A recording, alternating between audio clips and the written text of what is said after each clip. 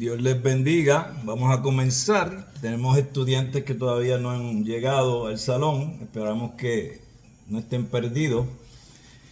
Vamos a hoy estar tocando el Evangelio, las epístolas pastorales.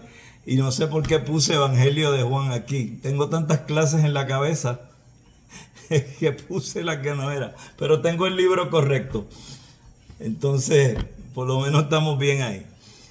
Es epístolas pastorales hoy. La de Evangelio de Juan es los lunes. Vamos a orar para comenzar. Siempre oramos y al final siempre le pido a alguno de los estudiantes que nos despida en oración, ¿ok? Y esperamos en Dios que los hermanos que faltan de entrar encuentren su camino, porque esta clase tiene como 16 estudiantes matriculados y veo muy poquitos a esta hora. Ya estamos en tiempo. Oramos. Padre Santo, Dios de la gloria, Dios eterno, te damos gracias, Señor, en esta noche por la oportunidad de estudiar tu palabra. Pedimos bendición sobre los hermanos que van a estar tomando esta clase. También, Señor, pedimos que seas tú guiando a aquellos que todavía no han entrado, que encuentren su camino, Señor, en este sistema de muro. Te pedimos, Dios, que todo lo que se aprenda aquí sea para exaltar tu nombre y que estos hermanos y hermanas puedan ser utilizados por ti en tu reino. Te damos gracias y en el nombre de Cristo Jesús oramos. Amén. Muy bien, entonces estamos en epístolas pastorales. Definitivamente esa es la clase de hoy. Y la primera pregunta que nos vamos a hacer es ¿por qué? ¿Por qué estudiar las epístolas pastorales? ¿Por qué vamos a estudiar las epístolas? Bueno, las razones son muchas.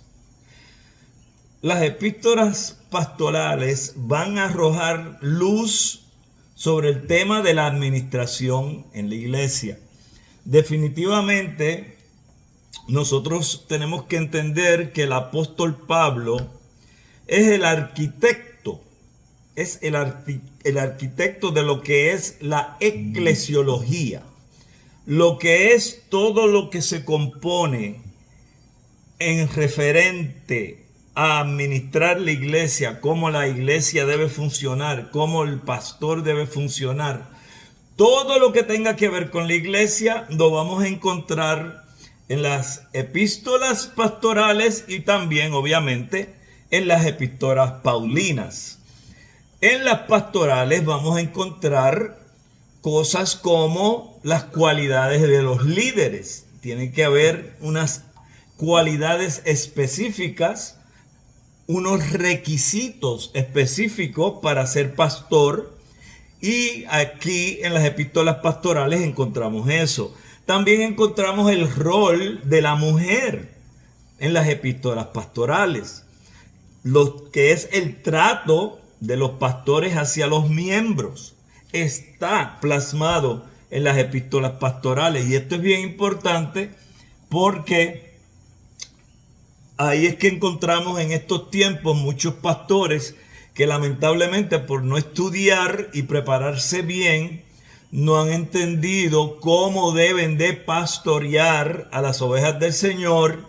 Y ahí es que vemos que hay un problema en las asistencias y hay un entra y sale de personas de esas congregaciones, y es porque los pastores no han sabido prepararse bien para pastorear a esas ovejas. Entonces, el trato que deben de tener los pastores con los miembros de la iglesia es tocado en las epístolas pastorales. También lo que tiene que ver con la sana doctrina, porque es importante que se enseñe sana doctrina en la iglesia. Hoy en día vemos que las mismas cosas heréticas que se veían en el primer siglo, segundo siglo, tercer siglo, hoy en día las encontramos también. Son las mismas herejías con diferentes nombres, pero estamos viendo que las iglesias más que nunca necesitan ser iglesias de sana doctrina, y esa sana doctrina la vamos a encontrar como es dirigida aquí en las epístolas pastorales. También nos habla de que tenemos que ejercer nuestra fe de una manera práctica. Tenemos que vivir esa fe. Tenemos que estar consagrados a nuestro Señor. Y vamos a ver en las epístolas pastorales cómo eso es presentado. También vemos que las epístolas pastorales arrojan luz sobre la importancia de los credos en la iglesia. Y esto es un tema muy importante porque lamentablemente hoy en día tenemos iglesias que es un poco difícil entender en qué creen. Antes,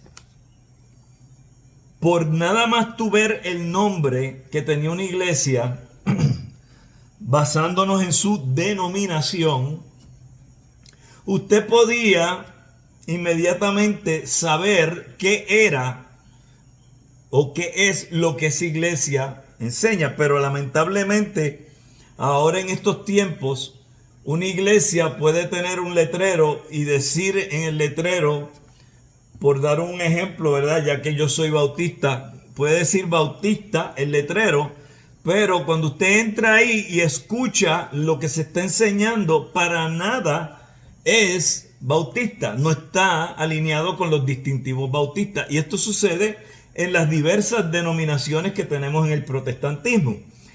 Y el problema que yo encuentro en muchas iglesias es que no tienen un credo establecido en la iglesia.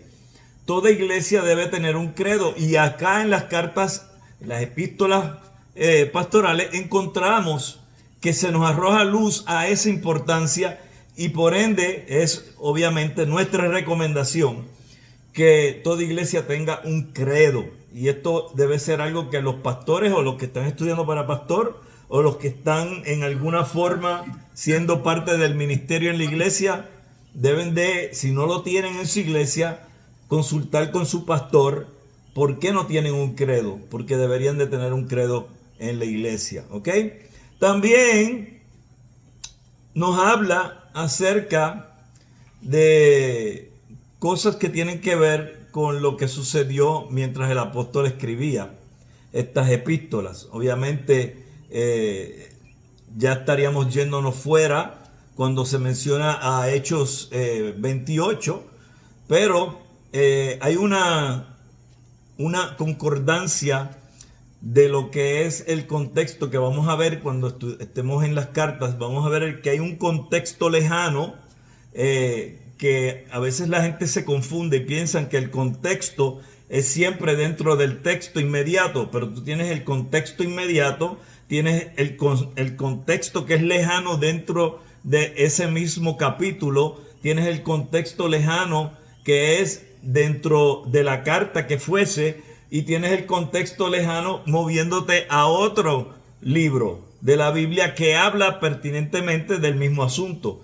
Entonces, así que tú puedes llegar a conclusiones para, especialmente cuando tenemos duda de algo, de cierta cosa que se dice que sucedió en X o Y carta, pero entonces no hay suficiente información en la misma, en el contexto inmediato, ni en el remoto dentro del capítulo, ni dentro del libro. Entonces nos vamos a un contexto lejano, fuera del libro, en otro libro, y encontramos la misma historia.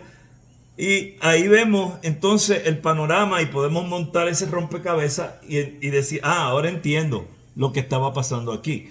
Lo mismo se hace cuando estamos con pasajes bíblicos que son oscuros. Cuando hay pasajes bíblicos oscuros, uno tiene que moverse por muchos lugares en la Biblia para poder llegar al entendimiento de qué es lo que nos está diciendo ese pasaje oscuro. Gracias a Dios que en estas cartas o epístolas pastorales no vamos a tener pasajes oscuros. Todo está muy claro, está muy fácil de entender, muy sencillo, así que se nos va a hacer muy fácil el estudio de estas epístolas pastorales, ¿ok? Si usted tuviese alguna pregunta, ahí usted en su módulo tiene una manita Ahí usted puede darle a la manita y yo con mucho gusto trataré de contestársela, o si tiene alguna aportación que entienda que sea para edificación de todos los estudiantes, pues también, ¿ok? Ya veo que se están empezando a conectar los demás estudiantes, han encontrado su camino, todavía hay unos cuantos que deben estar perdidos en la cafetería del seminario, quizá caminando por los otros salones, entrando en otras clases que no son estas, pero vamos a ver, ya espero yo que sigan conectándose por ahí los que faltan, ¿ok? Muy bien, entonces también es interesante que las epístolas, como las demás escrituras, nos hablan Dios. Dios es quien nos habla, porque todo lo que encontramos en Primera y Segunda de Timoteo y en Tito, todo eso está inspirado por Dios, y obviamente el que recibe es el apóstol Pablo. Algunos podrían decir, profesor, ¿por qué no estamos incluyendo a Filemón? Muchos quisieran haber puesto a Filemón dentro de las epístolas pastorales. La realidad es que si ciertamente tiene un sazón pastoral, la epístola, un sabor pastoral, podríamos decir, es una carta muy personal, es una carta que tiene que ver más con la situación específica de Onésimo, y por ende cuando miramos la situación y comparamos la carta con lo que es las de 1 y 2 Timoteo y Tito, vemos que no arroja luz a enseñanzas que sean de provecho dentro de lo que es el cuerpo y que sirva para el funcionamiento de la iglesia o la administración de la misma. Yo pienso que es saludable leerla. Leer a Filemón es saludable porque, vuelvo y digo, tiene sazón, tiene sabor pastoral, tiene cosas muy buenas, aunque no la vamos a incluir en las epístolas pastorales. Sí es bueno estudiarla porque tiene un sentido muy bueno para ayudar al entendimiento de qué es el perdón. El perdón es una epístola que se dirige mucho a perdonar, ¿ok? Muy bien.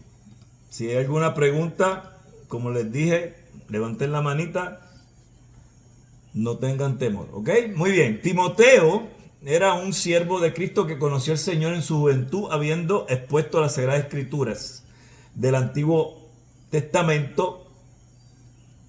Cuando decimos juventud, los expertos que han tratado de descifrar la edad de Timoteo lo tienen entre los 21 a 28 años. 21 a 28 años.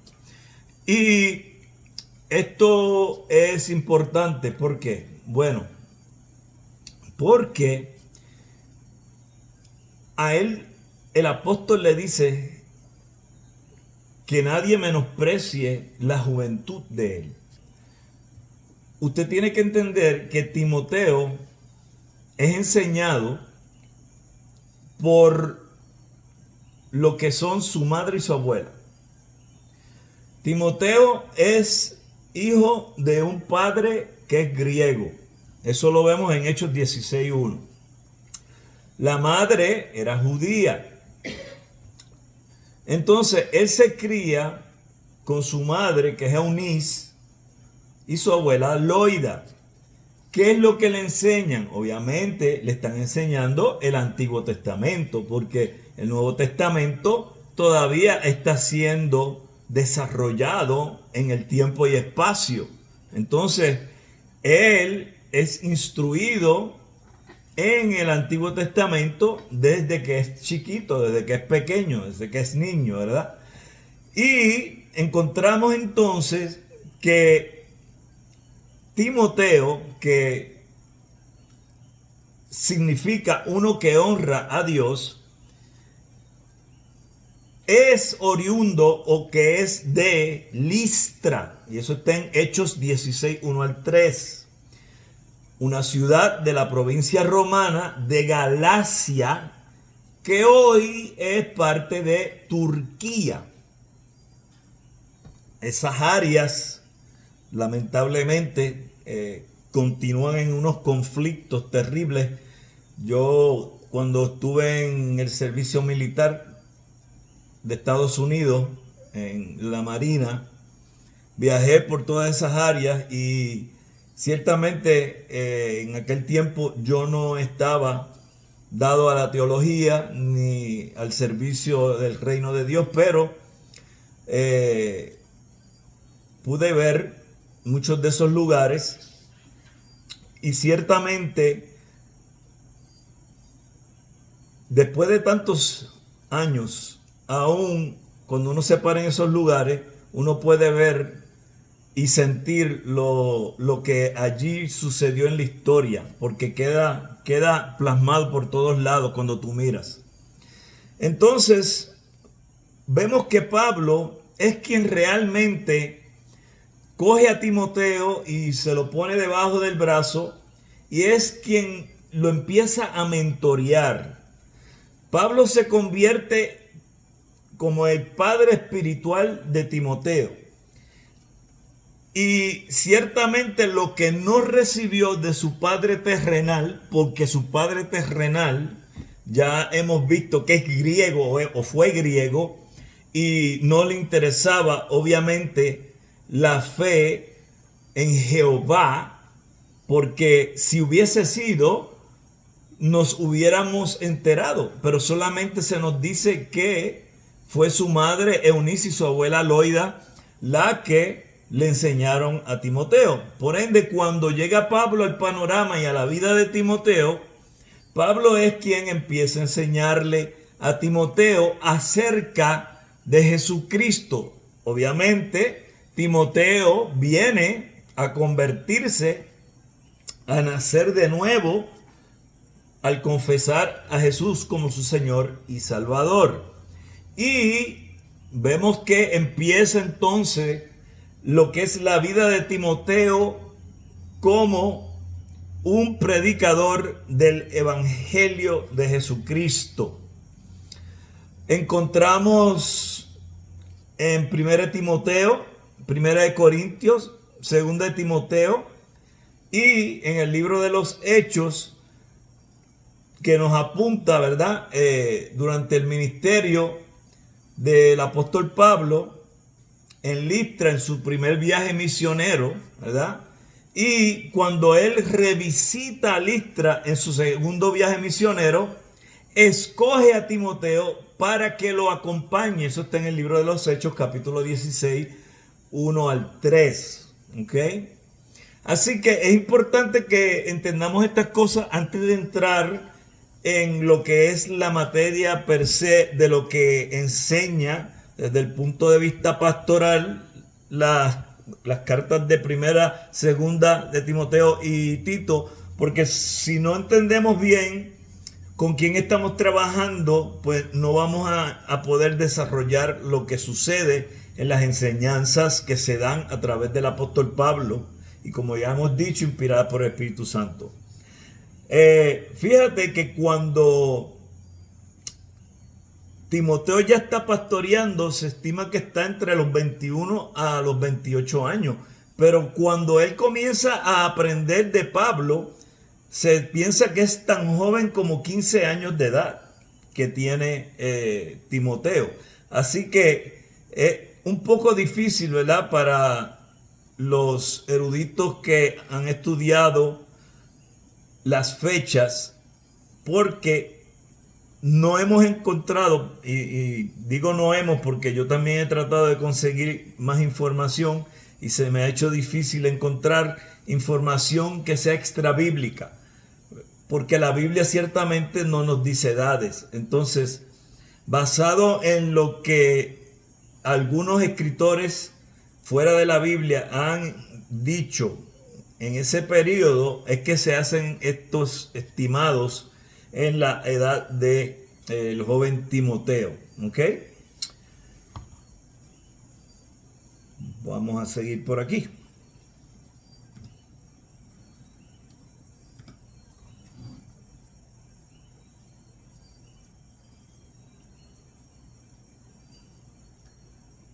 Muy bien.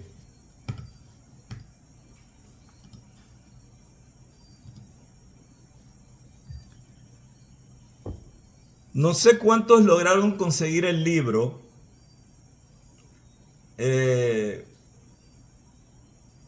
Yo conseguí el libro en Amazon.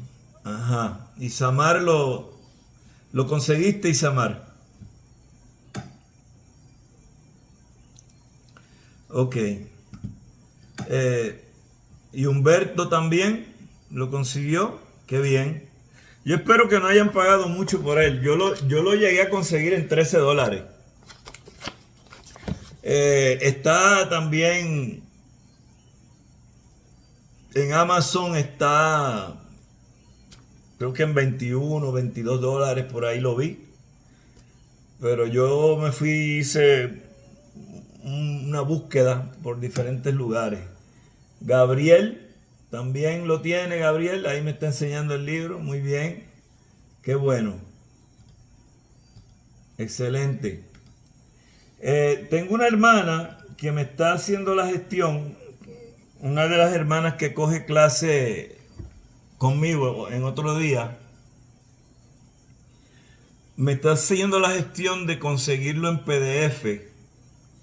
Para si alguien no lo tiene, enviar, ponerle en el enlace de la página del seminario para que lo puedan bajar y lo tengan por PDF. Así que yo espero que de aquí a mañana ella me tenga buenas noticias de que lo encontró. ¿Ok? Ok, lo que vamos a hacer ahora, básicamente vamos a comenzar a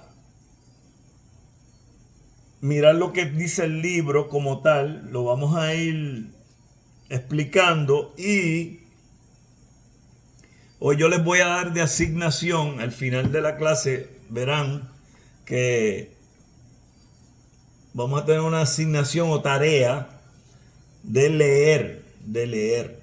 Entonces, prácticamente en esta clase lo más que usted va a hacer de tarea es leer.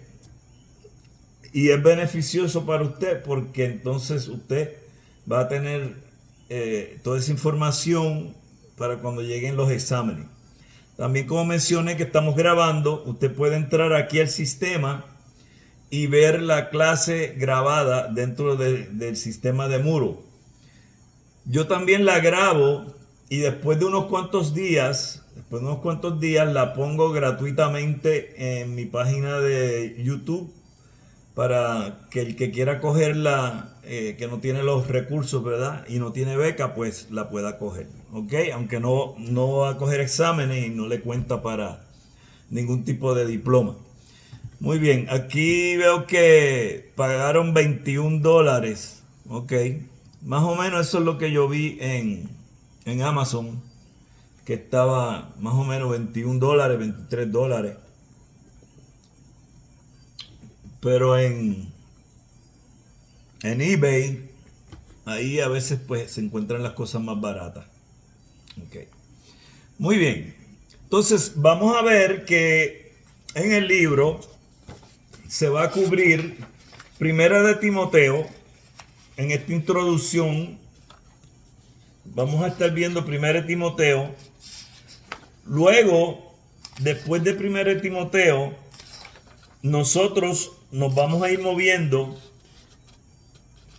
y en vez de coger Segunda de Timoteo, vamos a irnos a Tito y después de Tito nos vamos a ir a Segunda de Timoteo. Así que vamos a estar corriendo esto. Así que si ¿verdad? Lo ven medio raro, es porque en ese orden es que básicamente se va a trabajar el contenido así como el apóstol lo escribió. ¿Ok? Tal como se ha indicado anteriormente, la razón que motivó la redacción de 1 de Timoteo es que Pablo dejó a Timoteo en Éfeso como su representante personal y con el fin de que éste detuviera la influencia de ciertos falsos maestros. Entonces, la razón principal de la carta que le escribe Pablo a Timoteo no es ciertamente la administración de la iglesia, aunque eso es parte de lo que está sucediendo aquí. Lo que pasa es que lo que mueve a Pablo a escribirle a Timoteo, que está pastoreando en Éfeso, esta carta, es porque hay falsas doctrinas, falsos maestros que se están metiendo en la iglesia. Entonces él quiere asegurarse que Timoteo esté apercibido de lo que está sucediendo, y entonces él le escribe esta para que él entonces esté preparado para lidiar con esta situación de lo que es la influencia de esos falsos maestros. Esta es la única razón que se menciona específicamente en la carta. ¿Ok?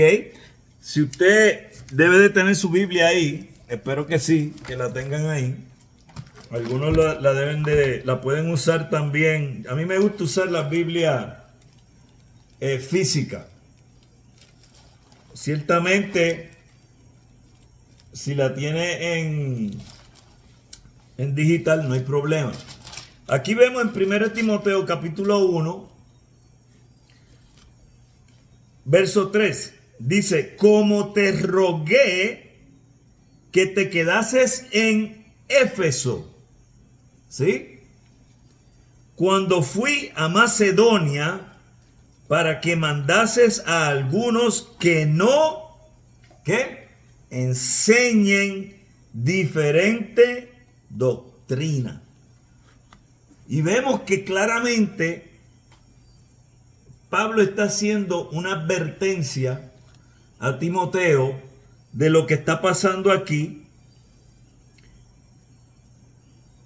En el verso que le sigue, ni presten atención a fábulas y genealogías interminables que acarrean disputas, más bien que edificación de Dios, que es por fe.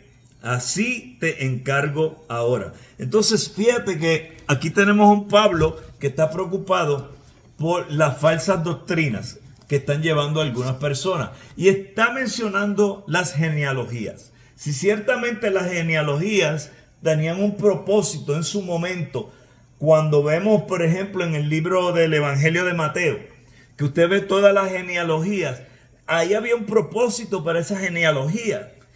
¿Por qué? Porque se tenía que establecer claro de que... Se me cayó esto aquí. Teníamos que establecer claro, ¿verdad? El escritor Mateo tenía que establecer claro para aquel grupo que básicamente su audiencia del Evangelio de Mateo eran los judíos, de que Jesús venía del linaje que tenía que venir para poder ser el Mesías, para poder ser el verdadero Cristo que se estaba esperando. Pero cuando usted sale de los evangelios sinópticos y se mete en el evangelio de Juan, usted ve que Juan no está metido en genealogías ya. Juan está hablando desde la eternidad pasada. ¿Por qué? Porque la genealogía ya estuvo establecida, ya no hace falta más. Entonces ahora estamos hablando que estamos en un tiempo mucho después. Mucho después. Entonces Pablo está diciendo las genealogías que esta gente está tratando de meter, que tienen que ver con lo que es el judaísmo, perdón, son innecesarias. Entonces, no haga caso a esto. Asegúrate de que nada de esto esté dentro de la iglesia, que la gente no esté con esto. Es como podríamos decir hoy en día que en nuestras iglesias se meta un grupo de raíces hebreas y empiecen a tratar de judaizar a la iglesia. Y empiecen a tratar de decir que tenemos que volver al antiguo pacto, que es lo que hace Raíces Hebreas. De hecho, Raíces Hebreas, esa secta, la gran mayoría de ellos no creen en el nuevo pacto. Tienen unas contradicciones increíbles allí. En aquel momento, Pablo está asegurándose de que Timoteo esté claro de que esto está sucediendo, que ya él se lo había advertido, y que se asegure de que no se expanda, ¿verdad? Que no crezca dentro del cuerpo de Cristo, ¿ok? Ahora bien, no obstante, los capítulos 2 y 3 tratan acerca de la adoración pública y del carácter de los dirigentes de la iglesia. Esto es muy importante. ¿Por qué? Porque aquí estamos hablando de cómo la iglesia va a adorar y cuál es el carácter que deben de tener los dirigentes de la iglesia. Por ejemplo, vamos a ver más adelante que en el capítulo 3, versos 1 al 7, están los requisitos del pastor. Y ahí claramente van a estar uno después del otro establecido qué requisitos deben de tenerse para poder ser pastor, o obispo, o presbítero, o episcopo, ¿sí? O anciano. Que todos estos son la misma cosa. Un supervisor, alguien que está supervisando a la asamblea, alguien que está supervisando a la eclesia, a la iglesia, ¿sí? Entonces, encontramos que también hay una declaración de propósito. ¿Para qué? Si me retraso, Pablo diciendo, sepas cómo hay que portarse en la casa de Dios, que es la iglesia del Dios viviente. Ahora, esto es algo que nosotros tenemos que entender muy bien. Cuando Pablo le está diciendo cómo hay que portarse en la casa de Dios, que es la iglesia del Dios viviente, ¿está hablando de un edificio? No, ¿verdad?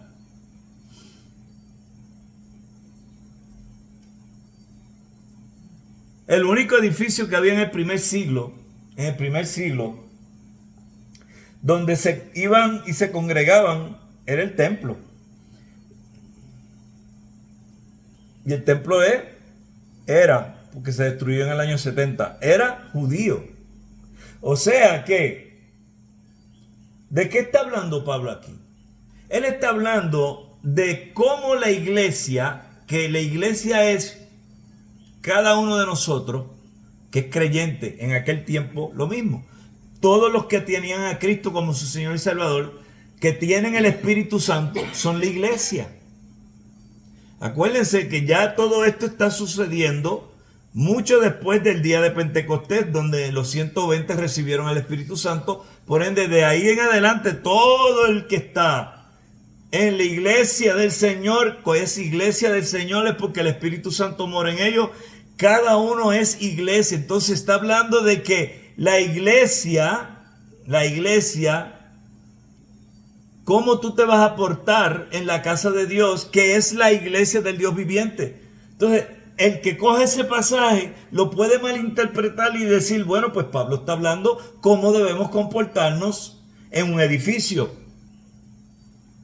De lo que él está hablando es cómo tú como iglesia, cómo tú que tienes el Espíritu Santo, porque Dios, tercera persona de la Trinidad, es el Espíritu Santo. Y cada creyente tiene el Espíritu Santo morando en ellos. Estamos hasta ahí bien, ¿verdad? Entonces, aquí tenemos que entender que Pablo está hablando de si cada uno de ellos está andando y portándose como debe alguien que es iglesia del Señor. Por eso hoy en día, por culpa de la cultura y la mala interpretación, la mala exégesis del tiempo en que se establece, se le dice, y está mal, vamos para la iglesia. Yo no voy para la iglesia el domingo, porque la iglesia soy yo. Yo soy el templo del Espíritu Santo. Ya no hay templo. Tú le puedes llamar templo al edificio donde tú te congregas, pero verdaderamente ¿es un templo? No, porque la Biblia dice que nosotros somos el templo del Espíritu Santo. Todos ustedes me imagino que saben estas cosas. Entonces, aquí tenemos a un apóstol que está diciéndole a él: asegúrate de que no vengan estas personas que vienen con enseñanzas falsas y dañen el comportamiento de la iglesia. Entonces, la iglesia tienen que ser los que van en contra de los falsos maestros. Y eso es lo que está buscando el apóstol Pablo que se haga en esta epístola de primera de Timoteo. Entonces, en primera de Timoteo vemos que básicamente se convierte en un manual de eclesiología práctica. Si yo fuera alguien que diese exámenes, yo pensaría que eso fuera algo bueno que vendría en un examen. Fíjate, yo pensaría que es básicamente un manual de eclesiología práctica. Entonces, yo siempre lo que hago cuando yo estoy pensando así, que me vienen cosas a la mente, y digo, fíjate, eso sería bueno por un examen. Yo cojo un cosito de esto y ya voy marcando lo que va a venir en el examen. Fíjate qué cosa. Qué interesante, ¿verdad, Gabriel? Ok.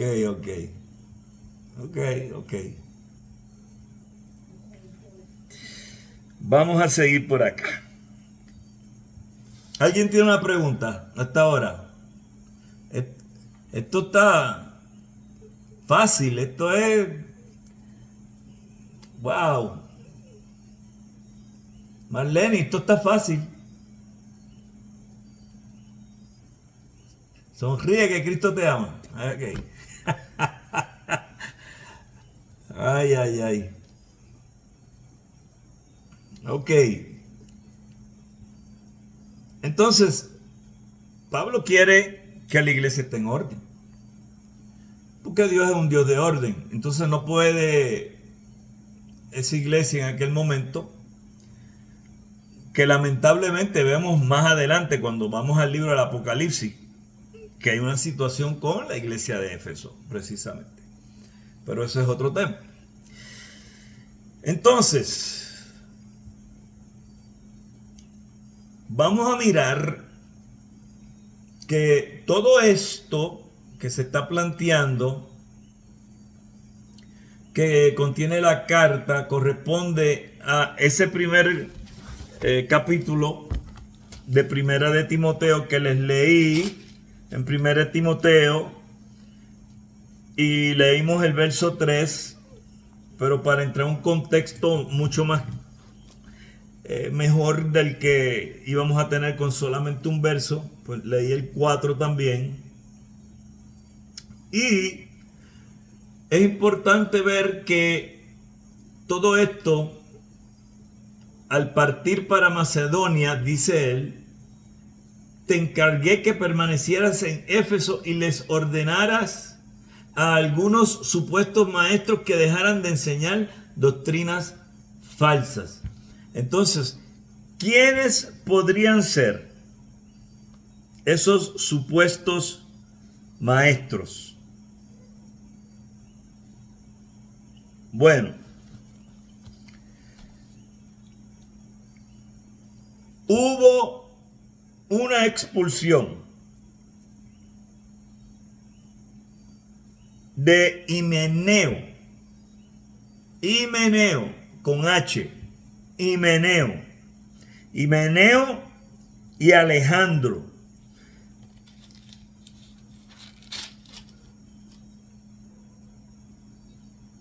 Verso 20.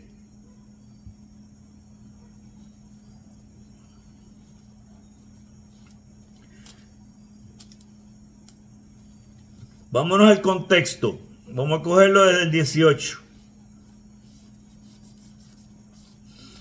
Este mandamiento, hijo Timoteo, te encargo para que conforme a las profecías que se hicieron antes en cuanto a ti, milites por ellas la buena milicia, manteniendo la fe y buena conciencia, desechando la cual naufragaron en cuanto a la fe algunos, de los cuales son Himeneo y Alejandro, a quienes entregué a Satanás para que aprendan a blasfemar. Está fuerte eso. Porque Pablo los manda a que fueran expulsados de la iglesia porque las influencias precisamente que tenían ellos dos sobre la iglesia estaba causando serios problemas, y para proteger la iglesia, ahí vemos una de las cosas que enseña esta carta pastoral, es que cuando tú tienes maestros falsos dentro de la iglesia o falsos hermanos dentro de la congregación, lo correcto es que los saques del cuerpo inmediatamente. Es como un cáncer. Si a ti te dicen, usted tiene cáncer, pero no hay problema. Si usted se quiere quedar con él, se puede quedar. Yo le voy a decir a ese doctor, no, me lo puede quitar. Hay una operación que puede decir, oh sí, podemos removerlo y se le acabó el cáncer. Remuévalo. Pues aquí lo que está haciendo el apóstol Pablo es diciéndole a Timoteo, regla de eclesiología: cualquier persona que esté dentro del cuerpo local enseñando algo que no es sana doctrina, por ende, ¿qué es sana doctrina?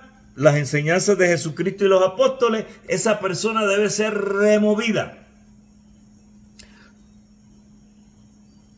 Siglo XXI. Nosotros pensaríamos que hubiésemos aprendido la lección, pero no. Los pastores en el siglo XXI seguimos cometiendo el error porque creemos que tenemos que tratar de arreglar a esa persona. El problema es que ya esa etapa pasó. Porque cuando tú confrontas a alguien que está enseñando falsa doctrina y la persona no quiere cambiar, es que llega el punto donde Pablo tiene que llegar con esto, de que tiene que expulsarlo, porque ya se habló con ellos. Porque sabemos bien que las reglas de conflicto dentro del cuerpo es que se hable con la persona, y si no, se buscan 2 o 3, y si todavía la persona no quiere cambiar, se lleva frente a la iglesia y la iglesia toma la decisión. Y aquí Pablo está diciendo básicamente, ya cubrimos todas esas etapas, ahora estamos al punto donde la iglesia los tiene que expulsar. Porque ya estas personas lo que están es causando disensión dentro del cuerpo y causando problemas porque están enseñando cosas que no son. Y el problema con los falsos maestros en las iglesias es que los falsos maestros en las iglesias empiezan a enseñar lo que no es correcto de una manera que es muy sigilosa, muy callada. Y entonces no es que hasta algún hermano tiene el valor de decir, espérate, esta gente está enseñando falsa doctrina, vamos a avisarle a la iglesia, vamos a decírselo al pastor. A veces el problema es que cuando ya viene a enterarse el pastor de que tiene un grupo por allá que está enseñando otras cosas, ya es tarde. Por eso los pastores, y vamos a ver en estas epístolas pastorales, tienen que tener el oído pendiente a qué está pasando en la iglesia. Por eso usted ha oído por ahí ese refrán que dice que tenemos que los pastores oler a oveja.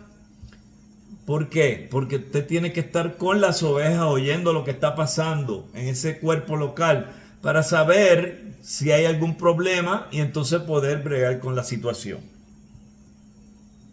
Ahora, es interesante porque hay casos donde creyentes, escuche lo que estoy diciendo, creyentes son enviados a Satanás. Son entregados a Satanás. ¿Qué quiere decir eso? Un creyente que está salvo, pero se está conduciendo dentro del cuerpo local como una persona impía, como una persona que no es de Cristo, puede ser sacada del cuerpo, pero si esa persona se arrepiente y se corrige, puede entonces regresar al cuerpo. Entonces, esto es importante que nosotros lo entendamos, porque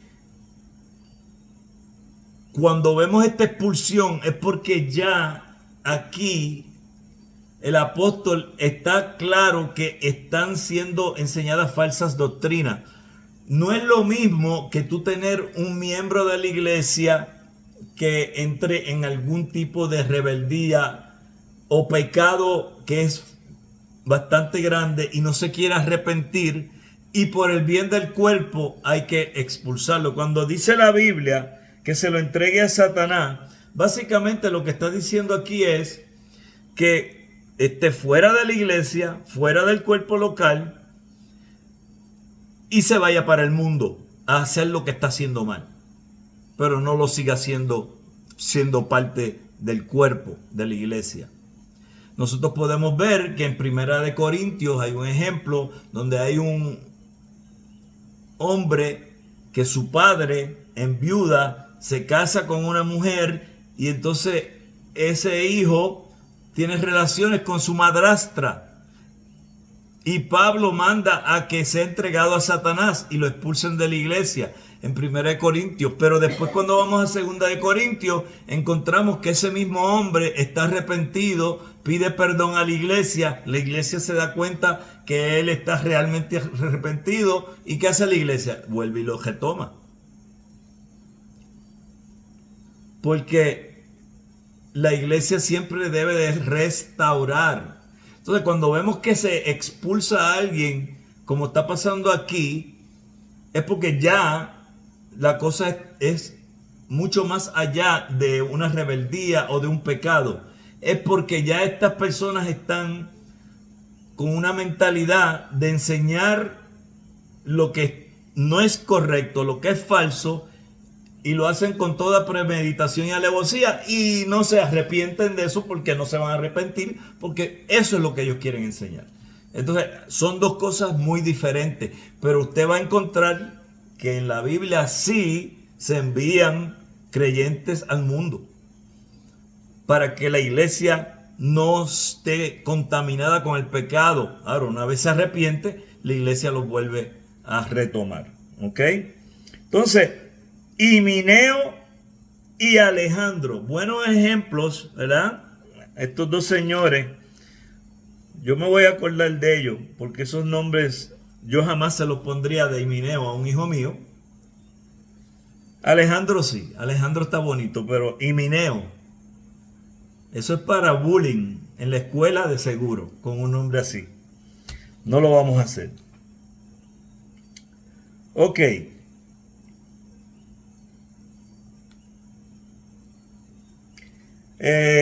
Un buen ejemplo que me viene a la mente del Antiguo Testamento de alguien que fue definitivamente entregado a Satanás, pero también lamentablemente ese no tenía ninguna forma de recuperarse, fue Saúl, el rey. Saúl cae bajo la misma situación que cae Judas. Es una persona iluminada, pero no es una persona que salva. Entonces, él fue entregado a Satanás, así como lo fue Judas Iscariote. Y no hubo vuelta atrás con esa situación. Entonces, vamos a ver que los falsos cristianos, ya tenemos una idea, ¿verdad? Ya tenemos una idea más o menos de lo que estaban enseñando. ¿Por qué? Bueno, porque nos vamos acá y miramos que en 1 Timoteo 4, después que él dice que están enseñando diferente doctrina, la palabra doctrina realmente lo que quiere decir es enseñanza. En griego, doctrina es enseñanza. Entonces están enseñando cosas diferentes. Están enseñando fábulas. Y como mencionamos, genealogías interminables. Ahora, dice, verso 6, de las cuales cosas desviándose algunos se apartaron a vana palabrería. ¿De qué se desviaron? De el amor nacido de corazón limpio y de buena conciencia y de fe no fingida. O sea que hay fe que es verdadera y fe que es fingida. Por eso es que la Biblia nos dice que hay quienes estuvieron con nosotros pero no eran de nosotros y por eso ya no están con nosotros, porque eran personas que lo que tenían era una fe fingida, no era una fe genuina, eran falsos creyentes. Eso es lo que está pasando aquí. Entonces la enseñanza eclesiológica de parte del apóstol es que hay que tener cuidado con los que están con la fe que es fingida, porque se van a desviar y se van a ir a la vana palabrería. ¿Y por qué él utiliza esto de la vana palabrería? Bueno, porque uno de los problemas que está sucediendo definitivamente allí con esto de la vana palabrería es que están hablando cosas que no tienen un fin que haga sentido, que vaya de acuerdo a las enseñanzas apostólicas. Ellos están allí hablando palabras que no tienen valor de crecimiento espiritual. Todo esto aplicó en aquel momento y aplica hoy en día dentro de las enseñanzas de las epístolas pastorales. También podríamos decir que estaban teniendo conversaciones o discusiones infructuosas. Entonces, nosotros estamos viendo que Pablo está desarrollando una forma de proteger en esta carta a la iglesia que está allí en Éfeso, que está pastoreando Timoteo. También yo mirando este pasaje bíblico,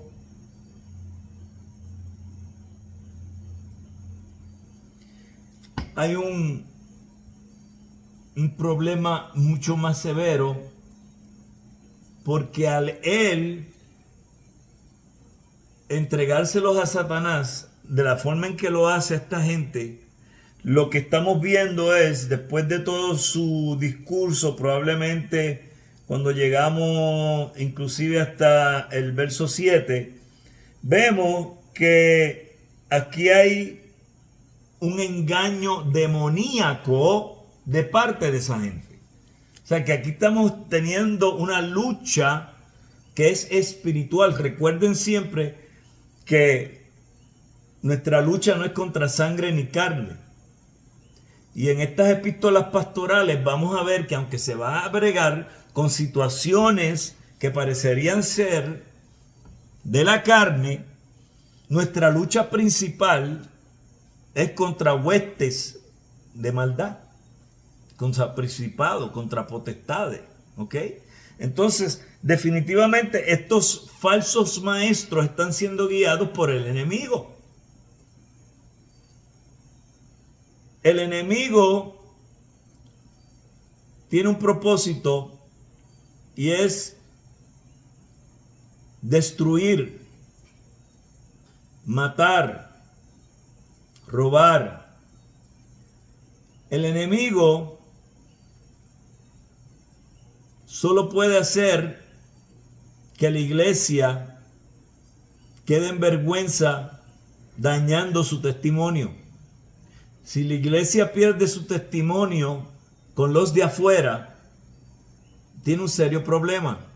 Porque yo no voy a seguir un grupo o una sede, ¿verdad?, de la iglesia, porque solamente hay una iglesia del Señor. Por ende, cada uno de nosotros es esa iglesia del Señor en los diferentes lugares que estamos, donde quiera que nos congreguemos. Pero en cualquiera de esas sedes, si hay un daño en lo que es el testimonio, le vas a hacer daño a todo el cuerpo, completamente. Por eso Pablo es radical en que hay que sacarlos. ¿Ok?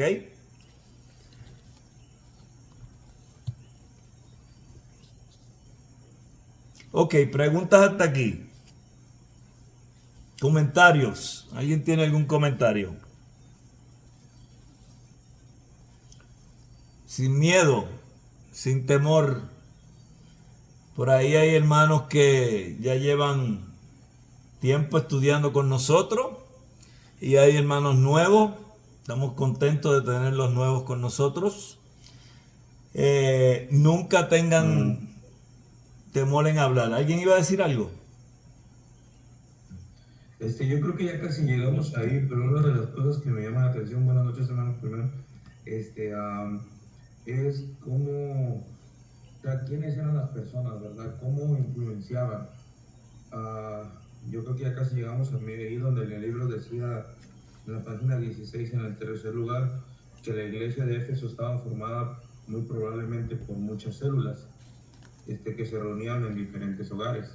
Correcto. Entonces varios de los que más o menos, si les llamábamos líderes, que daban estudios o que en realidad en la estructura celular del primer siglo pareciera que como todos ponían de su parte en cuanto a la enseñanza, escudriñaban la enseñanza, estos falsos maestros, los vemos que el libro nos dice que no eran personas, hermanos de afuera, sino que eran personas de adentro, personas que con egocentrismo, aún en el mismo ritmo de conociendo la palabra todos juntos, ellos en su egocentrismo de solo para alimentarlo,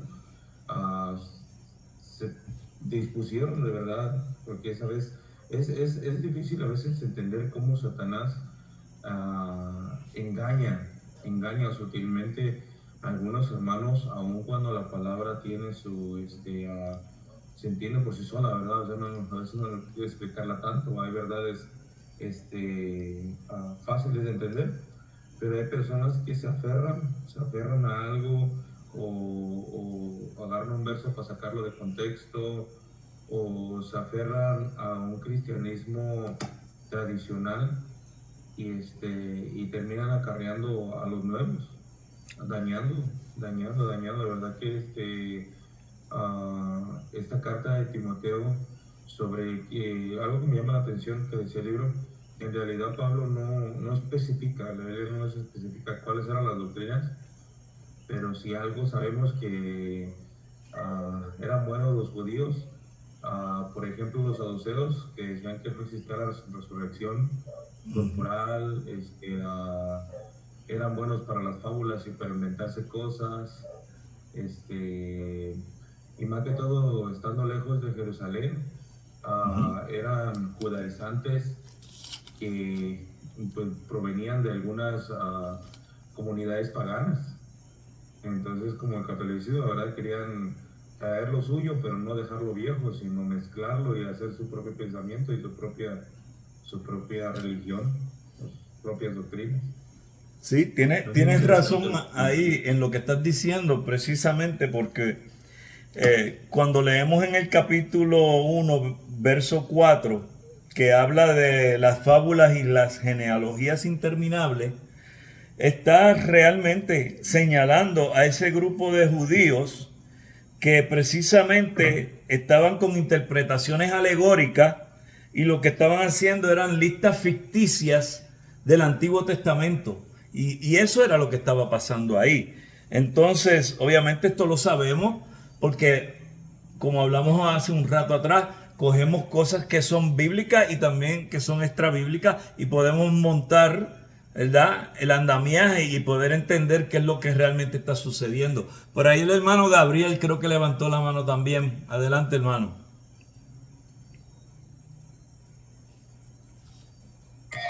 Buenas noches, profe. Buenas noches. Lo que dice el hermano Humberto, hay una palabra que me llamó la atención en el libro que se llama helenismo, creo que es así. Sí, Y dice que son costumbres griegas. sí, O sea, lo que yo veo es que ellos traían sus costumbres. Vemos que las mitologías griegas son tan amplias y tan grandes, eso creen en diferentes dioses. Y yo creo que ellos traían de sus costumbres, traían esas mentiras, esas fábulas, como decir, esa mala enseñanza, esa falsa doctrina, de acuerdo a su cultura. Algo que usted decía, ahora que usted, que decía, un creyente que está salvo, pero está caminando mal, debe ser cambiado, sacado, para hacer que él cambie su manera de pensar, ¿no? Eso es lo que me hay que decir. sí, no, definitivo. Ciertamente yo pienso que aquí encontramos en este grupo mucho más probable que fuesen judíos por lo de las fábulas y las genealogías interminables, porque los griegos no lidiaban con eso de genealogías. Pero ciertamente tienes razón en parte de lo que has dicho y acuérdate que estamos bregando en un mundo donde el griego, el griego es el equivalente en aquel momento como lo que sería el inglés hoy en día.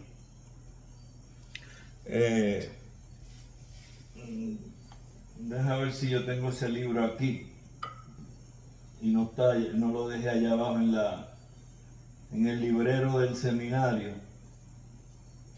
Quizá para la próxima clase se los enseño. El próximo trimestre voy a dar una clase que va a ser de griego básico, porque ciertamente yo no soy experto en griego, pero no está de más que se aprenda por lo menos lo básico. Y quizás sea un poco egoísta yo, porque la voy a dar, creo que para yo refrescarme la memoria, porque hace tiempo que no lidio con eso, así que yo creo que va a ser más para mí y yo refrescarme la memoria, porque hace tanto tiempo que no veo con el griego. Pero en aquel momento eso era lo que había. Yo estuve en Grecia antes del COVID-19 y hablaba yo allá, fui a muchas catedrales ortodoxas, hermosísimas, pero hablaba yo con una de las encargadas de uno de los tours, ¿verdad?, que teníamos, y el griego koiné no se habla en Grecia. Ahora mismo es totalmente diferente. Entonces, el griego koiné, que es el bíblico, no se habla en Grecia en este siglo XXI. Es un griego moderno lo que se habla allí. Pero si vamos a estudiar la Biblia, ese es el que tenemos que estudiar. Porque todos los pergaminos en ese griego es que están escritos. Estoy hablando los neotestamentarios, ¿verdad? No los veterotestamentarios. Los veterotestamentarios obviamente están escritos en hebreo y arameo. Pero los neotestamentarios están todos escritos en griego. Y una de las cosas que, hablando de falsas sectas que se tratan de infiltrar, es precisamente ese grupo que mencioné de las raíces hebreas. Y ellos una vez llegaron acá a nuestra iglesia y el que trató de infiltrarse estaba diciendo que el Nuevo Testamento había sido escrito en hebreo. Y yo, pues, lo confronté. Estábamos precisamente en una célula, que creo que el hermano Humberto mencionó célula, porque ciertamente en aquel tiempo no habían edificios para reunirse, así que se reunían en las casas. Eso lo podemos ver en el libro de los Hechos, capítulo 2, 42 al 47. Si lo buscan ahí lo van a encontrar, que eran en los hogares que se reunía la iglesia. Iban al templo judío, pero se reunían en las casas para hablar de las doctrinas apostólicas y de Jesucristo. Y este señor llegó y trató de decir que el nuevo pacto, el Nuevo Testamento fue escrito en hebreo. Y yo le dije, no, usted está equivocado. Y él empeñado en que sí. Entonces yo me acuerdo que habíamos porque nosotros tenemos células de estudio bíblico. Y en mi célula habían como 20 personas ese día y yo empecé a sacar todos los libros habidos y por haber, demostrándole a él que no hay evidencia de que jamás se haya escrito en hebreo el Nuevo Testamento, fue escrito en griego. Y pues terminamos esa noche, pienso yo que bastante tranquilo, ¿verdad? Pues yo no soy de estar en altercación con pelea o nada, ¿verdad? Yo tranquilo todo el tiempo, pero eso fue suficiente, el yo probar delante de todo el mundo con evidencia de que él estaba equivocado para él no volver jamás. Y hasta el día de hoy, de eso hacen fácilmente ya más de 10 años.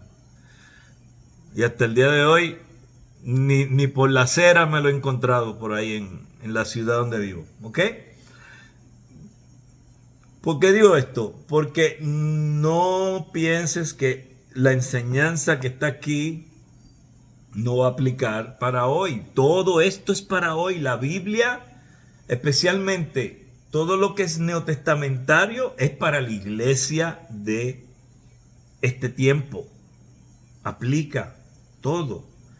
Por eso es que hay tantas falsas doctrinas por ahí, porque están cogiendo y no están siguiendo lo que son las enseñanzas eclesiásticas que da el apóstol Pablo, porque como dije anteriormente, no se puede negar, el arquitecto del andamiaje de cómo funciona una iglesia es Pablo, no es nadie más. Obviamente Pablo, inspirado por el Espíritu Santo, pero es Pablo el que establece cómo tú vas a hacer culto, él te dice cómo es la cena, bueno, todo lo explica. Y vamos a ver en estas epístolas pastorales lo interesante que es recibir enseñanza pastoral de parte de Pablo. ¿Ok? Muy bien, vamos a seguir por aquí. A ver cómo estamos de tiempo. Ok. Hermana Rogelia. Adelante, hermana. Buenas noches, hermano. Dios lo bendiga. Dios me la bendiga. Mire, yo tengo como, no sé, una duda o comentario. Mande. No sé cómo plantear la pregunta en cuanto a lo que usted hablaba sobre la expulsión de creyentes. Sí. O sea, ¿es posible que sean personas que nunca realmente fueron salvas? Sí. Porque me entra la duda, ¿verdad? Porque cuando recibimos a Jesús en nuestro corazón, viene el Espíritu Santo a vivir dentro de nosotros. Sí. Y por nuestros frutos, dice la Biblia, por sus frutos se les conocerá, ¿verdad? Y entonces me entra la duda si realmente estas personas eran creyentes verdaderos, porque tal vez a usted le ha pasado, o bueno, sé, también aquí en la misión nos pasó con una hermana, en la iglesia de Ripley también, otra hermana que realmente estuvieron con nosotros y se les expulsó por pues ciertas situaciones, ¿verdad? Pero, o sea, a mí me entra la duda si realmente en alguna época de su vida, si realmente ellas sí aceptaron al Señor Jesús como su Salvador o no, porque cambiaron su vida un poco, pero no del todo. No sé si me explico. No, O sea, si sí. realmente sí eran creyentes, o nunca aceptaron a Jesús en su corazón y solamente estaban ahí por emoción, no lo sé. Sí, sí, eso es totalmente correcto, hermana. Una de las cosas, yo que soy pastor, ¿verdad? También he tenido que lidiar con esas situaciones.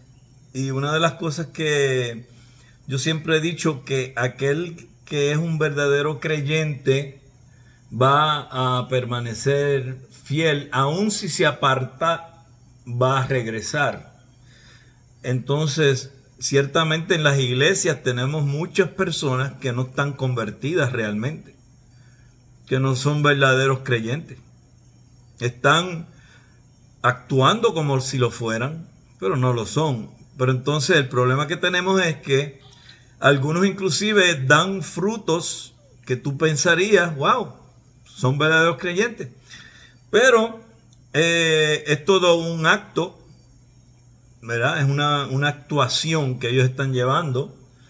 Y lo interesante es que tú puedes engañar a las personas por un tiempo, pero no todo el tiempo. Y tarde o temprano la verdad va a salir. Entonces, si tú no eres un verdadero creyente, se va a notar.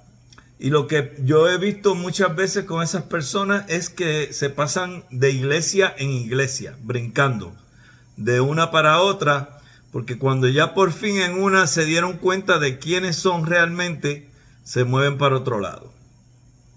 Pero siempre van a haber falsos creyentes en las iglesias y siempre van a haber personas que, como vamos a ver ahora en la parte que vamos a leer, y por lo que he visto ya, que algunos de ustedes ya han leído en el libro, son personas que no son que vinieron de afuera a traer falsas doctrinas, como me ha sucedido a mí y el caso que conté, sino que a veces son personas que están dentro de la iglesia y después de un tiempo que están dentro de la iglesia, entonces se han contaminado con alguien en algún otro lugar y empiezan a enseñar dentro de la iglesia. Y entonces ahí tú dices, pero espérate, si este señor lleva aquí un año y medio, y ahora se pone a cambiar aquí lo que se ha enseñado, ¿qué pasó? Bueno, en algún lugar alguien los contaminó. Porque si ellos estaban bien, alguien los contaminó. Entonces, esa persona a veces pueden ser personas o que nunca realmente recibieron al Señor, o que sí están verdaderamente convertidos, pero necesita el Espíritu Santo santificarles más. Por eso la santificación es un proceso y no todo el mundo se santifica igual. Hay quienes van más adelante y quienes van más atrás. Hay quienes que se caen varias veces y se levantan, y hay otros que Dios tiene un plan para con ellos específico, un llamado, y se mueven mucho más rápido, y cuando vienes a ver, pues dan frutos que se permanecen, ¿verdad? No son fingidos, son reales. Así que es bien difícil esto, hermana. El que realmente es pastor, y cuando digo realmente pastor, estoy hablando de alguien que realmente coge en serio el cargo de pastor y entiende la gran responsabilidad que conlleva, tiene que lidiar con personas y muchas veces vamos a sufrir, porque lamentablemente son personas que no son verdaderos creyentes y nos van a fallar en el cuerpo. Hermana Marlene, adelante, hermana. No te oigo, prende el micrófono.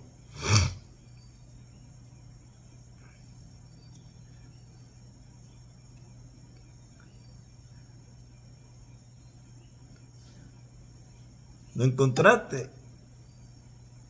Sí, ahora sí. Bueno, buenas noches, Dios les bendiga. Sí, Amén. pastor, y yo quería contar un pequeño testimonio acerca de esta clase, ¿verdad? De los falsos maestros y los infiltrados. Porque ahora mismo nosotros en la iglesia estamos pasando algo real sobre esto, ¿verdad? Y es duro pasar ese proceso porque lo que trae es división, y ahora mismo nosotros estamos pasando esto en la iglesia. Hace como un año, la iglesia es una iglesia tierna de 3 años, pero por la misericordia de Dios ha ido creciendo. Y hace como un año vino un hermano de otra iglesia con su doctrina, se le dejó entrar, el pastor lo volvió a discipular y estuvo trabajando con él. Pero durante ese año, casi año y medio, nosotros veíamos que él siempre quería infiltrar su doctrina, lo que él había, sacar demonios, imponer manos, a profetizar. Entonces, cuando ya se le llamó la atención a él, se fue, decidió irse, pero no se fue cuando pensábamos que él se había ido, porque él dijo que iba a regresar a su iglesia, se despidió y todo, que iba a regresar a su iglesia. Se quedó una sobrina de él en la iglesia y ahorita el grupo de damas estamos divididos, porque empezaron a meter cosas. Hay una parte que creen ya en eso y otra parte que... Y entonces estamos batallando con esta situación ahorita mismo, porque se dejó... Uno piensa que esas personas van a aceptar la doctrina de Cristo, pero no. Muchas veces se quedan hasta 1 año, 2 años, fingiendo que entendieron, pero no entienden. Sí. No entienden. Y lo más triste es que tocó una parte del engranaje de la iglesia. Ya se imaginará una obra tierna de 3 años, es duro. Claro.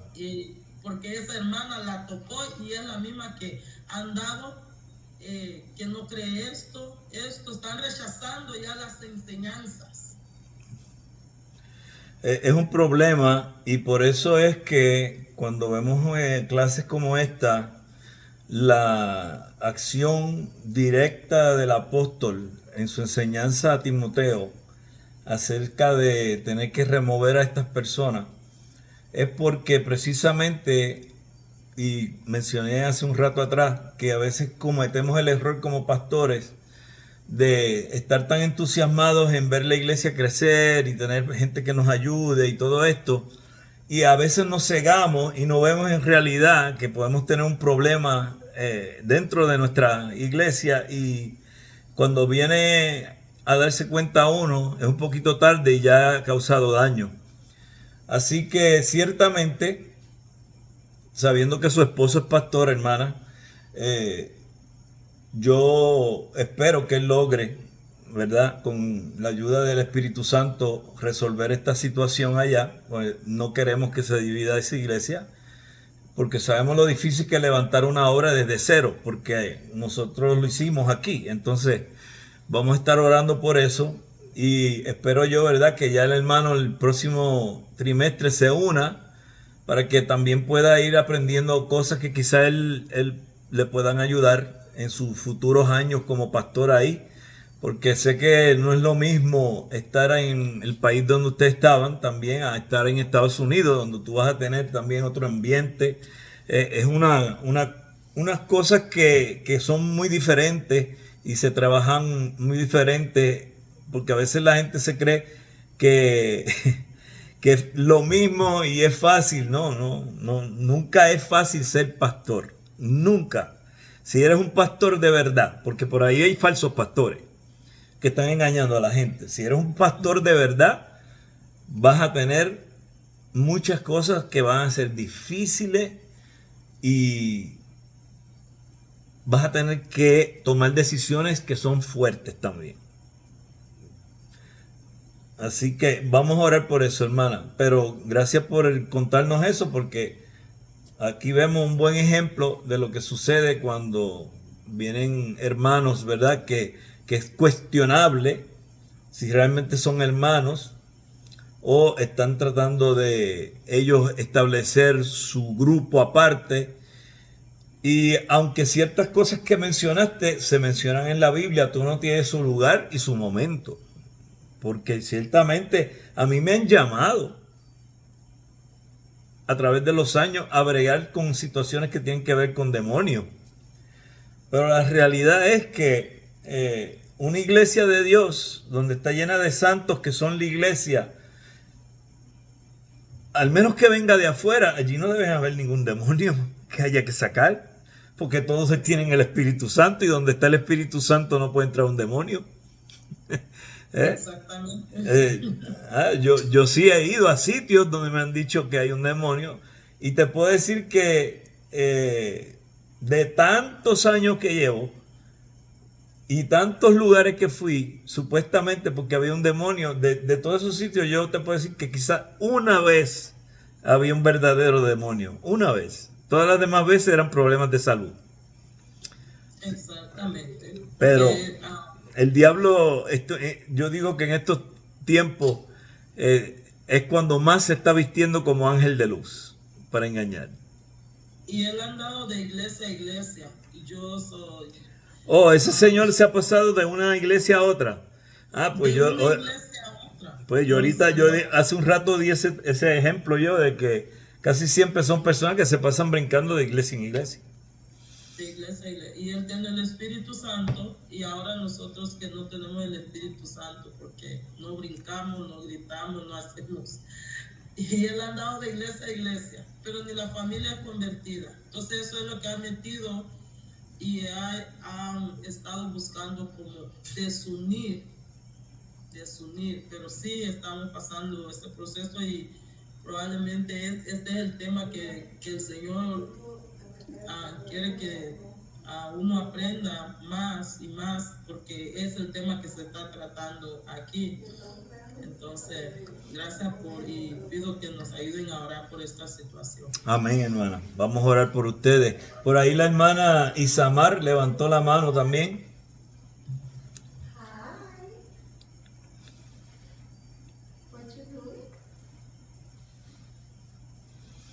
Contraste ahí, no te oigo. No. ¿Me escucha? Ahora sí, ahora sí. Ok, buenas noches. Bendiciones.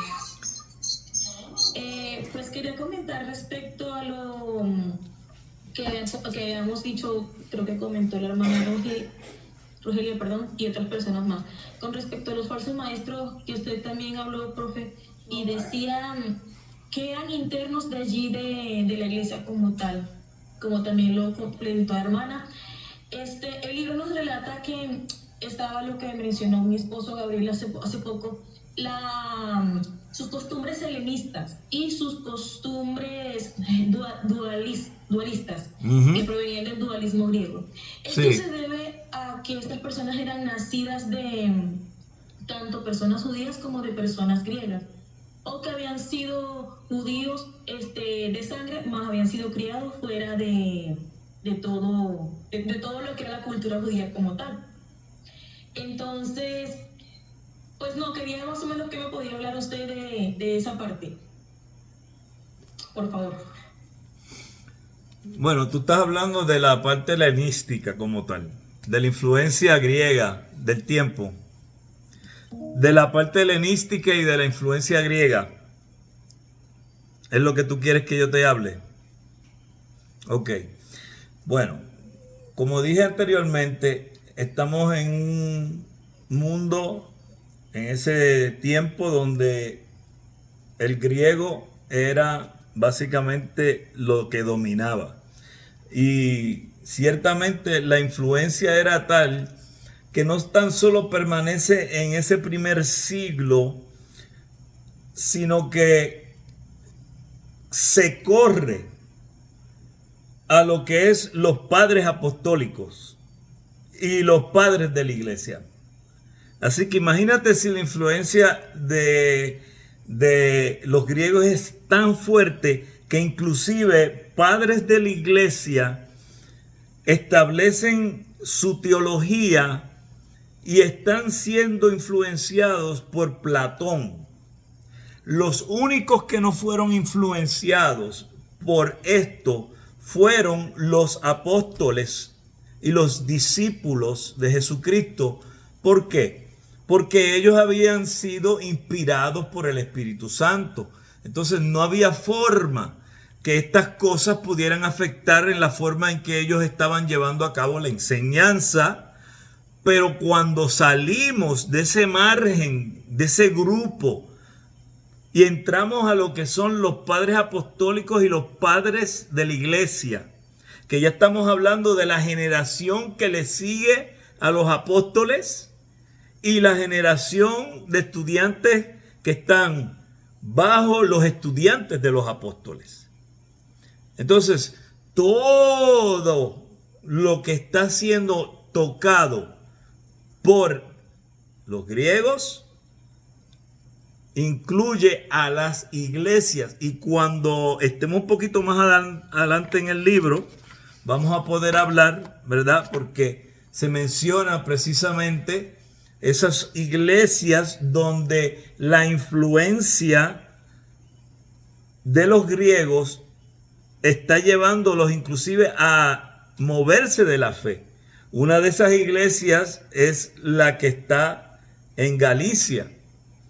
Y Pablo en la carta a los Gálatas les tiene que amonestar severamente porque se estaban dejando influenciar por los griegos y estaban alejándose de las enseñanzas de Jesucristo y los apóstoles.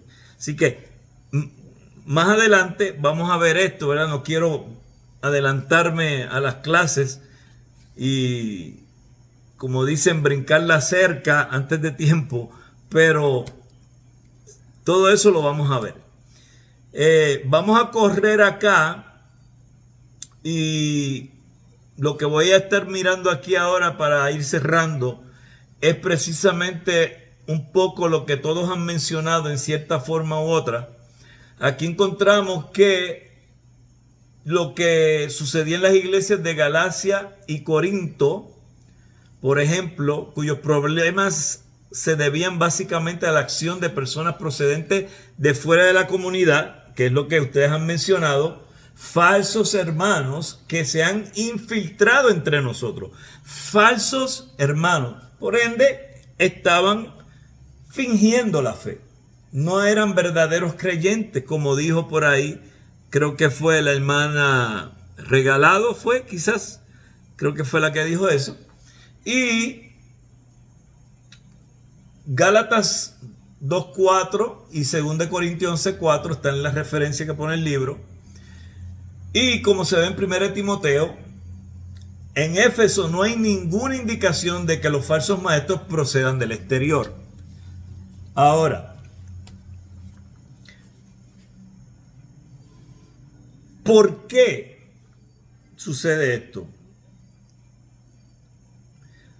Alguien está en la iglesia, pero hay un periodo de tiempo y esas personas que están ahí no están haciendo nada contradictorio a las enseñanzas que está llevando el pastor. En este caso era Timoteo.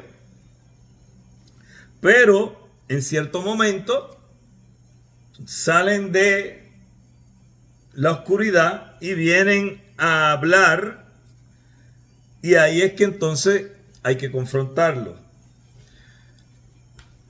Yo creo que hoy en día lo que usted va a encontrar en la iglesia que es así es precisamente ese hermano o hermana, puede ser cualquier sexo, va a venir, va a llegar, va a aparentar que todo está bien.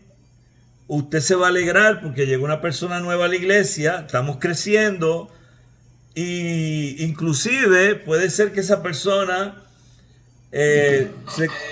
se convierta dentro de la congregación, se bautice dentro de la congregación, pasen meses, quizás hasta pase un año pasen 2 años y de momento las personas cambian.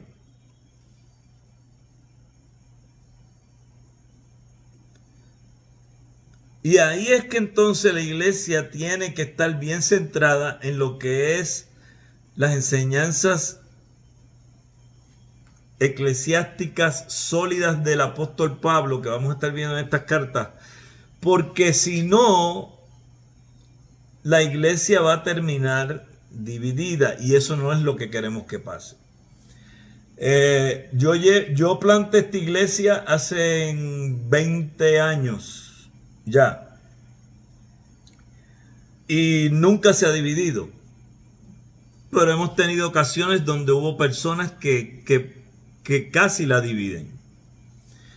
Y eran precisamente personas que llegaron y estaban dentro de nosotros y había pasado tiempo y después fue que salió a relucir que su forma de pensar no era la misma de nosotros. Eso es lo preocupante.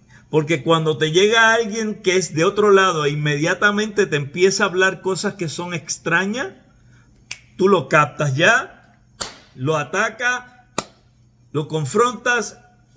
Esto es lo que creemos aquí. Tan. Si la persona, pues quizá aquí esta no sea la iglesia para usted. Y ya. Pero cuando están adentro y pasa un tiempo y entonces después es que salen, ya tú no sabes qué han hecho ellos en hablarle a otros hermanos y con ese sutil, ¿verdad? Y hablándole bajito y diciéndole cosas para influenciarlo. Algo que yo he escuchado a otros pastores contarme, que personas le han dicho, mira, estas personas empezaron a decir, mira, que bien predica el pastor, predica muy bueno, tiene tremenda enseñanza, pero como que no tiene el Espíritu Santo, como que le falta el Espíritu, ¿verdad? Entonces por ahí empiezan a tratar de traer su enseñanza, y no estoy criticando a las iglesias que son de un movimiento pentecostal, porque tenemos hermanos pentecostales en el seminario. Eso no es lo que estoy diciendo. Lo que estoy diciendo es que nadie puede estar en una iglesia y tratar de irse por encima de lo que es la enseñanza de esa iglesia, porque tú no llegas a las iglesias a cambiar las iglesias. Tú llegas a una iglesia de sana doctrina, tú te tienes que someter a esa doctrina que está ahí. Tú no puedes ir allí a cambiar a la gente. O te sometes a lo que está allí o no puedes estar allí. Tan sencillo como eso. Entonces aquí vemos que en esta situación que está pasando Timoteo y que Pablo tiene que intervenir, ya esa gente estaban allí dentro y ya ellos tenían todas esas cosas en la mente. Y salió a relucir que Pablo tuvo que intervenir para que fueran sacados de allí. Hoy en día mucha gente son tan políticamente correctos que no se atreven a tomar acción, y cuando por fin toman acción ya es muy tarde. Ya la iglesia está en desunión. Entonces, si algo podemos aprender de la clase de hoy, que hay que tomar acción y tener sentido de urgencia cuando se ven cosas o señales de enseñanzas falsas dentro de la congregación. ¿Ok?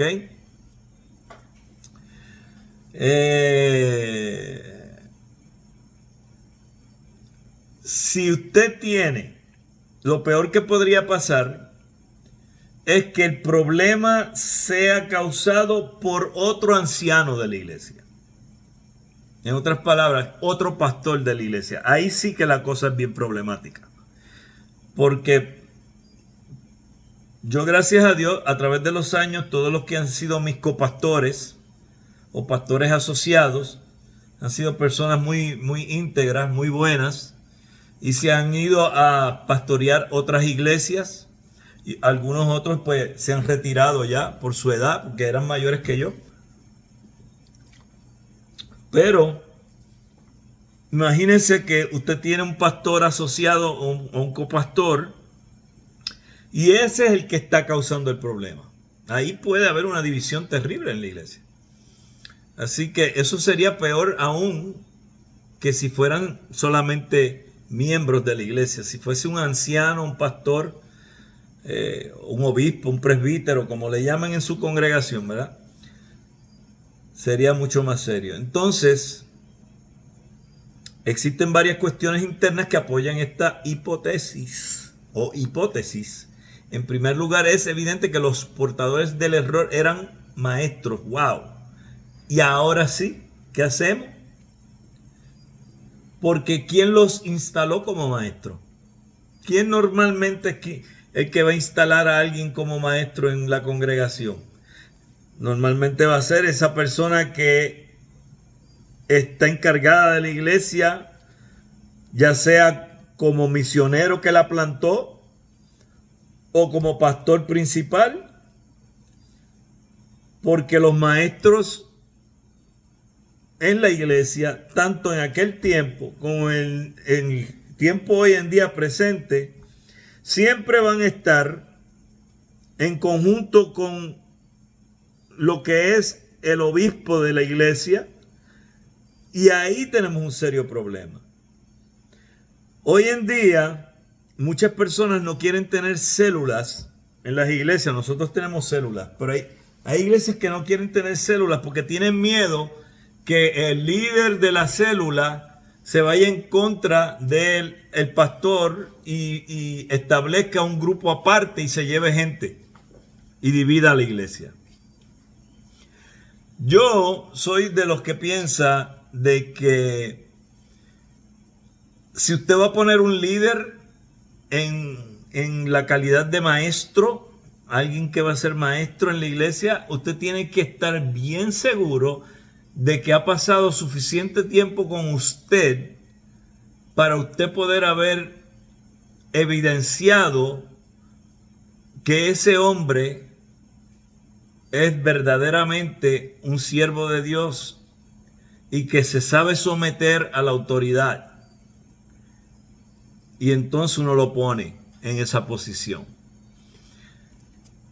Tenemos que entender también que estamos hablando de que este es el primer siglo, cuando todo esto está sucediendo. Así que el desarrollo de la iglesia como la conocemos todavía estaba en proceso. Entonces, muchas de las cosas que suceden en estos lugares son parte del crecimiento de la iglesia del Señor, que está en el primer siglo. Nosotros estamos en el siglo XXI. O sea que estamos hablando que nosotros tenemos muchas herramientas ahora para poder prevenir y no caer en esos errores. Así que por eso es que es importante estudiar y prepararnos. Y no estoy diciendo, ¿verdad?, que todo el mundo lo va a hacer, porque lamentablemente hay personas que no van a poder. Pero siempre y cuando esté la capacidad, ¿verdad?, esté la oportunidad, debemos hacerlo, porque si no, vamos a cometer errores que se cometieron en el siglo I. Entonces, eso no hace ningún sentido. Nosotros debemos tener la capacidad de tener un poquito más de discernimiento, y por eso es que tener cuidado con quién ponemos en lugares de posición, de liderazgo, de enseñanza en nuestras congregaciones. ¿Ok? Muy bien.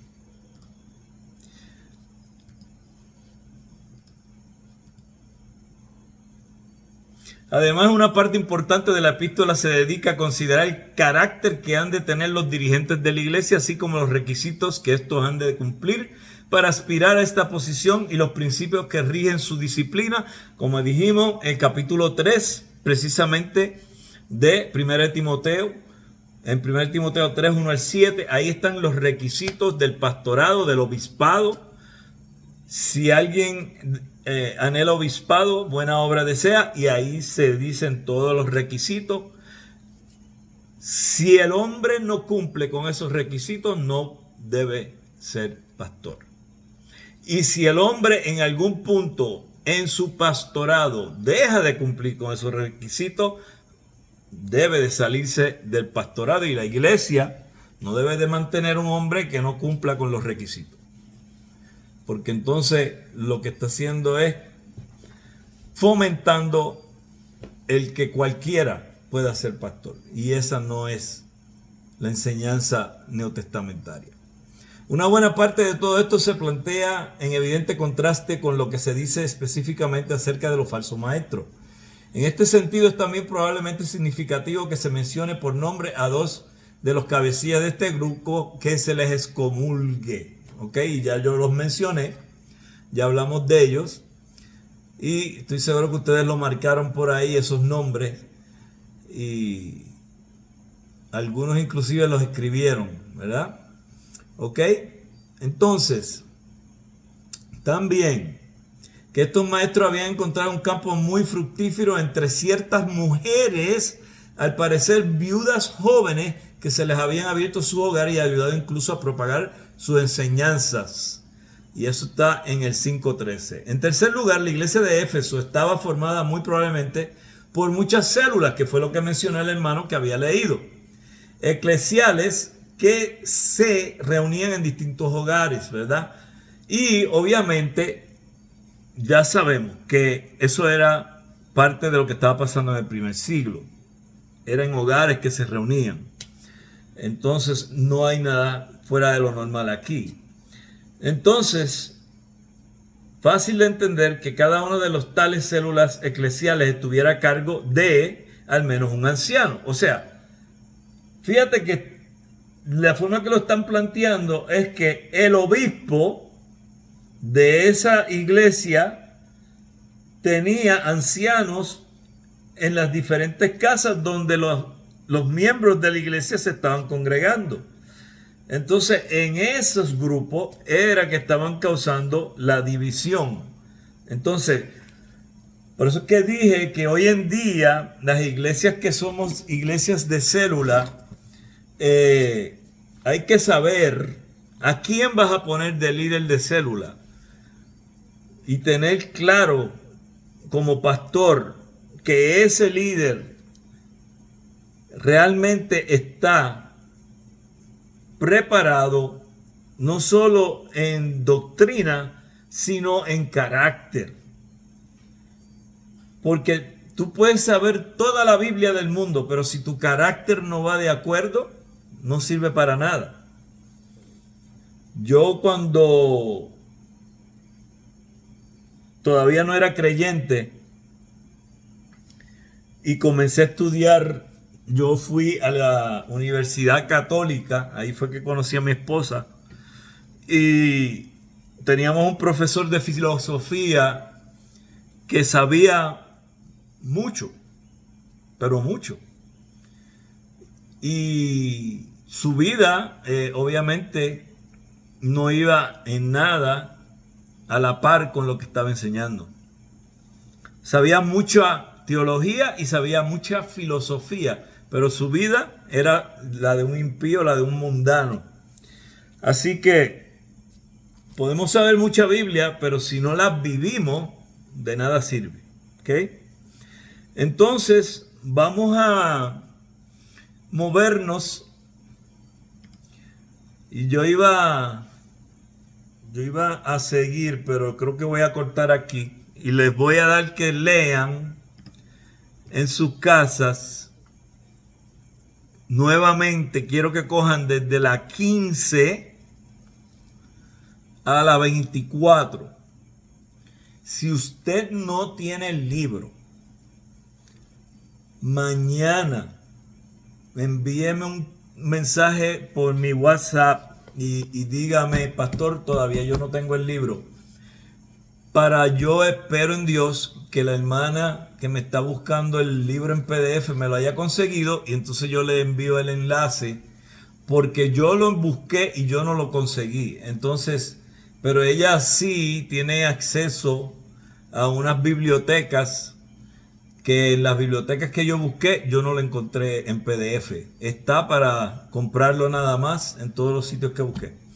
Así que yo espero que ella tenga ese enlace y yo se lo pueda dar a los que no tengan el libro, ¿ok? Entonces me van a leer de la 15 a la 24 y vamos a estar mirando la semana que viene el orden de la iglesia. Y vamos a coger las páginas 25 a la 38. ¿Ok? Hermano, disculpe una pregunta. Bueno, una petición. Si la hermana que tiene más habilidad en esto pudiera encontrar el libro en audio, también sería muy bueno para poder escucharlo cuando estamos trabajando o algo así. Sí, eso sería muy bueno, sí. Sí, porque a veces sí es bueno tener el libro, pero sí, yo a veces lo trato de leer, pongo a alguien a manejar, si nos toca ir lejos a trabajar, pero la primera vez que lo agarré, de hecho nos llegó ayer, no había terminado de leer el prólogo cuando estaba tan cansado cuando me quedé dormido. Claro, claro. A veces se da tiempo, a veces cuando uno lo puede escuchar. Sí. Yo lo quiero también para subrayar, pero te ayuda más. Por ahí como que se cayó. ¿Me oyen? ¿Me oyen? Sí.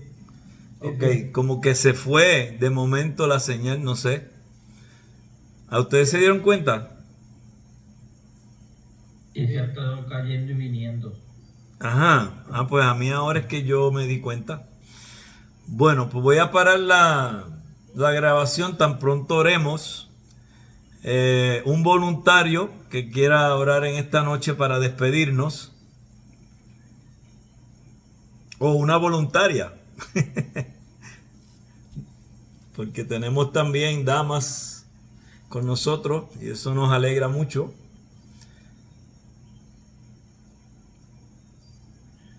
Y veo que tengo un grupito de Texas, ¿verdad? Que está con nosotros. De allá, por los nombres, los estoy identificando que son de Texas. Que están viviendo ahí en Texas.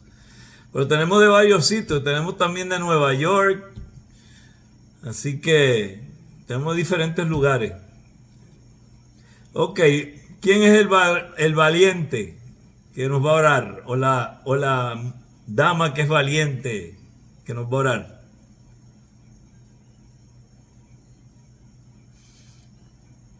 Están todos corriendo al micrófono. Wow. Yo, profe. ¿Quién ganó? Marlene, creo que fue. Ok. Adelante. Aunque solo si escuchan la impresora, no le pongan mente.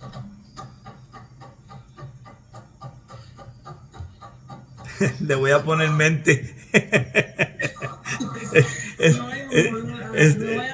Está difícil no ponerle mente. Eso es una dot matrix, suena a ella. O es el laser. Sí, me voy a mover entonces.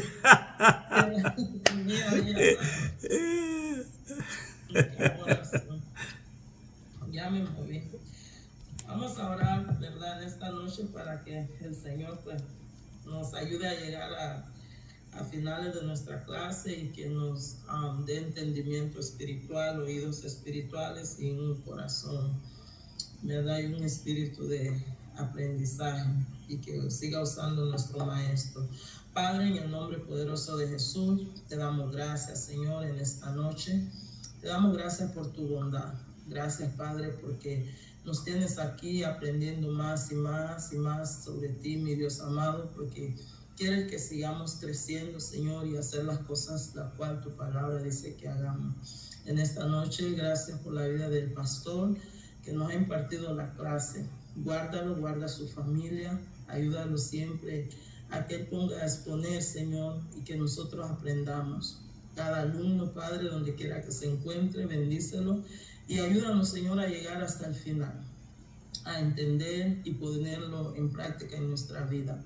Que, Padre, podamos ser luz en medio de las tinieblas, Señor. Danos un espíritu de entendimiento, un corazón dispuesto, Padre, que tu palabra pueda ser cambiable para nosotros, Señor. y que podamos escucharlo, Padre Santo, lo que tú quieres para nosotros, Padre. En esta hora nos vamos de esta plataforma, guarda nuestros sueños, Señor, y ayúdanos a hacer la tarea también para que podamos aprender, Padre Santo, y que podamos avanzar en ti. En el nombre poderoso de Jesús te dejo esta oración y decimos amén. Amén. Amén. Muchas gracias. Recuerden que la grabación va a estar aquí en la plataforma si quieren ver la clase, y en unos días yo voy a estar poniéndola en un enlace y también la van a poder ver en mi canal de YouTube.